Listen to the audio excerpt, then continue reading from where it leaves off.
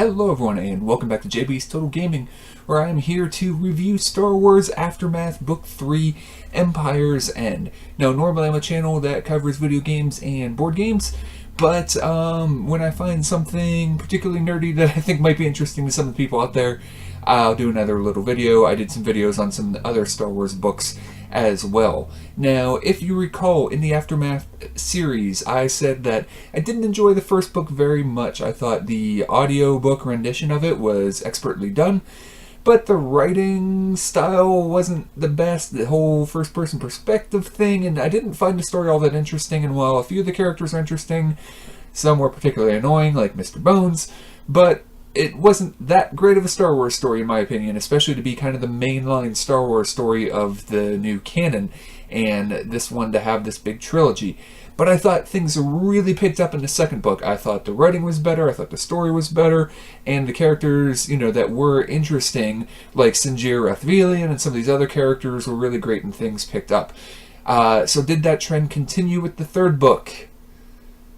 I personally don't really think so.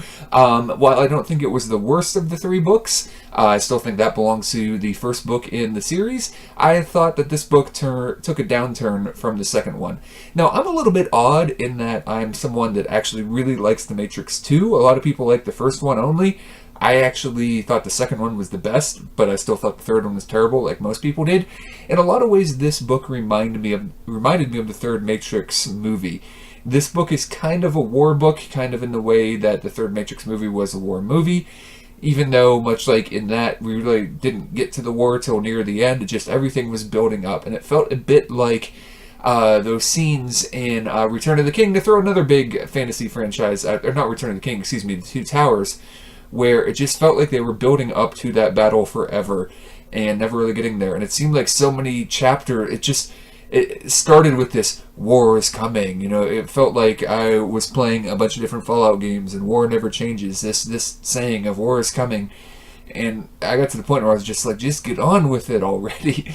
So overall, I think, again, the audio production on this book was fantastic, but I feel like the shift in focus to kind of the big confrontation on again, if you're watching this, I'm assuming that you've at least watched a review of the first two, or I've read the first two or whatever, know a little bit about it, and it's not really a spoiler that there ends up being a big battle at Jakku, because we see the aftermath of that battle at the beginning of episode 7 with Rey flying the Millennium Falcon through the Super Star Destroyer and all that. So we know that there's going to be a big battle at Jakku, and that's eventually what this book goes to. And the focus on that, I feel like, ended up being a little bit less interesting than kind of the bounty hunter stories of the second book. So overall, I feel like this is kind of middle of the road as far as these three books. And as far as new canon books go, I still feel like the Princess Leia book that we covered a while ago is the best of the ones I've covered so far. But up next we have Thrawn, which I plan on doing a review for. I'm not excited that the book is called Thrawn.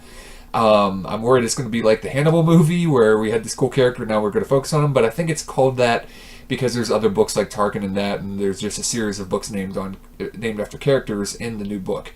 So yes, Thrawn we have back on this side, yes, is part of the new canon. If you're not familiar with what is now considered Star Wars Legends, the old books, I still think the best Star Wars books out there are the Timothy Zahn trilogy, Heir to the Empire, Dark Force Rising, and Last Command, but they are no longer officially canon.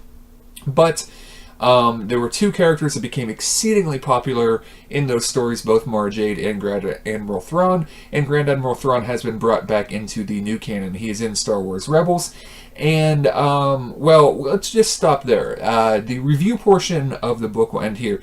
If you're going to get it, I suggest the audiobook. It is expertly written. There's great sound effects, Star Wars music, and all of that. If you really want to get into all of the nitty-gritty of what's gone on in Star Wars in between episodes 6 and 7, then, yeah, you probably should read or listen to the Aftermath books. I feel like the second one is the strongest. And this one wasn't as bad as the first, but again, kind of it lost all the not all of the, but I feel like the second one was full of a lot of great character moments and fun little stories, while this one was just constantly focused on that upcoming war. Now, you notice we haven't really talked about the characters or all that very much, because I'm trying not to focus on that aspect of it for the review part. And if all you're interested in hearing is what I thought about the book, go ahead and stop here. But if you're interested in spoilers and what happens, then go ahead and listen from this point on. And if you're checking out now, thanks a lot for watching. We'll talk to you again soon. Alright, what happened in this book? Now, I still feel like that Princess Leia book, The Bloodline, that is the most important book if you're going to read any book leading up to Episode 7, as far as what went on, talking about how the foundations of the New Order and all of that started. You can watch my video on that if you want to. So what happened, though, in Empire's End? So we know up until this point that there is Grand Admiral Sloane, who had been kind of the figurehead leader of the Empire, but really the power behind the throne was Gallius Rax, this guy who was kind of a disciple of the Emperor. Not a Force user, but a disciple of the Emperor. And he was kind of pulling the strings, and he eventually was weeding out kind of what he considered the weak aspects of the Empire, and there was some stuff going on. And we know he wanted children for some reason, and he in fact recruits Hux. You may remember the name Hux because the redheaded guy, kind of one of the leadership positions in Episode 7, the kind of younger guy, that is the Hux I'm referring to, that's his son now. And Hux was a guy in this series that was basically specializing in training Special Forces children, pretty much, for the Empire, and Gallius Rax brings him in. And we have this group that he is bringing around him. And in this book, we start to find out what his intentions really are. At the end of the last book, he put Sloane in a very untenable position where he thought, Sloane thought she was being sent to maybe make a peace deal with the Republic. And actually, there was this whole attack set up. And Sloane barely makes it out of there with the husband of Nora Wexley. Nora Wexley is the mother of Snap Wexley, who is a pilot that we see in Episode 7. He's the guy that was in the Heroes television show, if you remember that. He's not big in it, but he does have action figures. But basically, he was brainwashed, and he attacked Mon Mothma, and there was all this stuff that went on the New Republic's home planet. So the two of them go off, and the reason they're going off on this adventure together, even though one is part of the New Alliance and one was the leader of the trying to rebuild Empire, is that, well, one of them was brainwashed by this Gallius Rax guy and wants to get revenge, and the other one not only was taken down from her position as figurehead leader of the Empire because she wouldn't go along with Rax's plans, but, well, was put in a position basically to die or be captured. And she not only wants revenge, but she wants to stop Gallius Rax, because his idea for what he wants the Empire to be is somewhat in the image of the Emperor, but maybe even worse, in Sloane's opinion. Basically, she thinks this guy be cray. He's willing to go to these terrible means and these terrible things to become powerful, and in ways that Sloane doesn't think the Empire really should function. So not only does she want revenge, but she wants to stop this guy from getting control of the Empire. And there were some people in the Empire who, while they loved the Empire in a way, they didn't really appreciate how ruthless and vicious the Emperor could be and some of the means that the Emperor went to. And Sloane seems to be one of those people who wants an ordered, powerful empire that has rules and regulations and brings order to the galaxy, but isn't just ridiculous and blowing up planets and doing crazy things and setting up these coups where brainwashed people are killing rebels. That isn't war, that isn't combat, that's, just craziness in her opinion. So she wants to stop Rex. And then there's all kinds of things going on that lead up to this battle, where eventually the New Republic finds out that the Empire is gathering on Jakku. Now, if you're familiar with Jakku from Episode 7, which I'm assuming you are if you're watching this video, you know there isn't much on Jakku. So what is going on there? And that's kind of what this story is leading up to, because we learned in the previous books that Gallius Rax is a disciple of the Emperor, and in this book he is referred to as the contingency plan. Basically, he was chosen as a child to be trained to be this person who kind of brings out the Emperor's plans, if you will, and we start to see what the Emperor's plans were now in the new canon, because while the Emperor was super conceited, probably to a great fault and to his own demise, he at least was willing to understand that he may actually lose. And there's a really interesting scene in one of the scenes that I think is one of the better scenes in this book, where we see a flashback and the Emperor is showing Gallius Rax a game that's basically chess. It's a variant of it, but it's basically what it is. The main piece is called the Emperor, not the King, but it seems very much to be chess. I think it's referred to, it said there are many other names for it, and chess is one of the names for it, basically. And the Emperor is asking Gallius, basically, why do you think it is, the game, you lose the game if you lose this one piece. And, there's this whole cool exchange that seems interesting, and the Emperor kind of goes nuts, because Gallius doesn't quite get it, because in the Emperor's mind, the rest of the pieces, if they cannot protect the Emperor, they don't deserve to live. They don't deserve to exist. Their sole purpose is to protect the Emperor. That is why the game is played the way it's played, because everything else, if it can't protect the Emperor, deserves to die and burn. And he cracks the board and goes kind of crazy. And we come to see that the Emperor's plans are, hey, if I'm going out, then this galaxy doesn't deserve me, and it can burn as far as I'm concerned.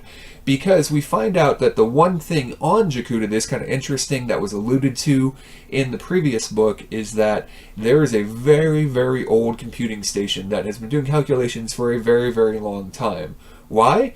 Because while this is set in a galaxy far, far away, there are other galaxies in this universe. Now the problem is, no one's been able to, at least very few people have been able to plot a way to get through the dark space and the black holes and the things in between the galaxies. And the Emperor knows that this place, this underground station on Jakku, has basically been able to plot a way to get to the next galaxy through dark space.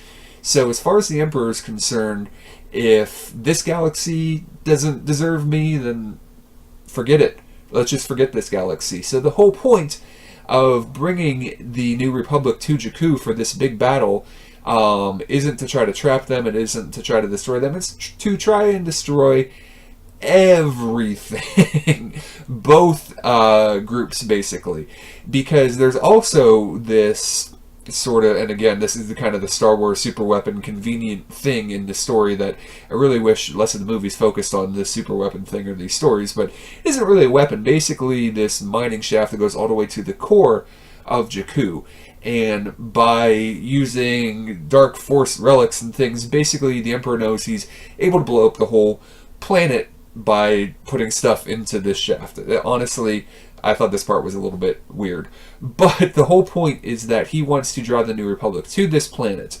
And the Empire is going to be there guarding the planet. The whole Empire, except for a very select few people. And a very select few ships. One of those ships being the Eclipse, the Emperor's own Super Star Destroyer. Particularly massive Super Star Destroyer. That along with a few other Star Destroyers is already waiting in this new galaxy for Gallius Rax and his few remnants and Hux's son to come to this other galaxy. So the whole point is to draw the New Republic there and then just blow the whole thing. Destroy the remnants of the Empire, except for this select few going to this new galaxy that's going to start over there. The New Republic with them, all the fleet's gone, just nothing left is the plan. Well, things don't exactly go according to plan, and Sloane manages to get there, manages to survive, and doesn't want this to happen, manages to stop the reaction, and manages to actually kill Gallius Rax before he gets to his ship. At this point, Sloane technically is still the de facto leader, so ends up getting on the ship and going to this new galaxy. Now, one of the reasons we know a little bit about this new galaxy, at least the Emperor knows a little bit about it, is because of this guy. Because Grand Admiral Thrawn is mentioned very briefly in this book. Now, he is in Star Wars Rebels and that as well. There is the Thrawn book that I'll probably be covering. But it's believed, I can't remember exactly how it's worded, if Thrawn actually came to the new galaxy through this dark space, and he's actually from the other galaxy, quite possibly. I can't remember exactly. Or he knows a way through. I can't remember which one of the two is. But Thrawn is mentioned briefly, and there is a thought that Thrawn may, it's never actually said, but Thrawn may actually be in control of the Superstar Destroyer Eclipse. I'm not sure. Sloane doesn't actually get to this new galaxy. So that's what was important about Jakku. That's why the battle takes place there. And the Republic ends up winning the battle and destroying a lot of what's left of the old empire. Now we know eventually the new order actually comes in, and Sloane kind of mentioned something about, or the first order. Sloane mentioned something about how the first order of the empire should be this. So the first order seems, again, we find out a little bit about it in the Leia book Bloodline, and then we hear a little bit about Sloane wanting to make the Empire in this new image. Now here's the interesting thing, and I'm going to throw this out there just as kind of a theory. Now we still don't, Snoke has never been mentioned in the books as far as I know, at least not in the ones I've read. So I do want to point out that I do think, while there are many theories as to who Snoke is, maybe he's even Mace Windu and some other things, my assumption is Snoke is actually from this other galaxy. The reason I'm thinking that is because they go to this other galaxy, but then they come back. I mean, this First Order, you know, in their minds, they're not really the Empire. They're this kind of this new thing. And I hate how Episode 7 was done with almost no setup. You really need to read Bloodline if you want to understand why there is a New Republic, and then there's a group that's basically the rebels, even though there is a New Republic. You really have to read Bloodline, or at least watch my video on it to understand what went on there about how Leia was kind of cast out of the Republic, but started a group of people who knew that the Empire was trying to rebuild, and it makes Episode 7 make a lot more sense if you kind of know what's going on there. So my assumption is that Snoke is from this new galaxy. He is some sort of powerful force wielder from there that convinces them to come back to the galaxy that we know and love of the Star Wars universe. So there you go, kind of meh opinions about the book. I was kind of disappointed by the plot reveals at the end, why Jakku was important. Now, we still don't really know why Rey was there, and real briefly, if you want my thoughts on the trailer for Episode 8, I don't necessarily think Luke is saying that there has to be an end to the Jedi, that he means an end of Force users. I think he means an end of the Jedi as far as he's realized that the Jedi teachings, they're kind of dumb and they've led to bad things, and that it's my hope that, you know, either Luke or Rey actually becomes the first gray Jedi, if you will, that isn't so focused on the whole concept of everything altruistic or not, and just kind of studies the Force in general more, but that we'll see. But I think Luke is talking about the end of the Jedi Order as we know it. You know, we see Rey training with a lightsaber. I think Luke is going to teach her, but teach her in a new way, in a more, I don't know, Buddhist way, and in a less strict sort of, these are the exact teachings sort of way. But that's just my thought. So we'll see if I'm right about the Jedi Order. We'll see if I'm right about Snoke. But overall, kind of disappointed by the spoilerific part of Part 3 of Aftermath Empire's End. Again, if you want to check it out, listen to the audiobook. And overall, while I thought this series wasn't necessarily fantastic, there were certainly some interesting things. But if you want my recommendation for the new canon Star Wars book, go check out Star Wars Bloodline. It's kind of a smaller story, mostly focusing on Princess Leia and another senator, but overall I think the best written so far. But Thrawn will be next, and we'll try that out. So thanks a lot for watching, everybody, and we will talk to you again soon.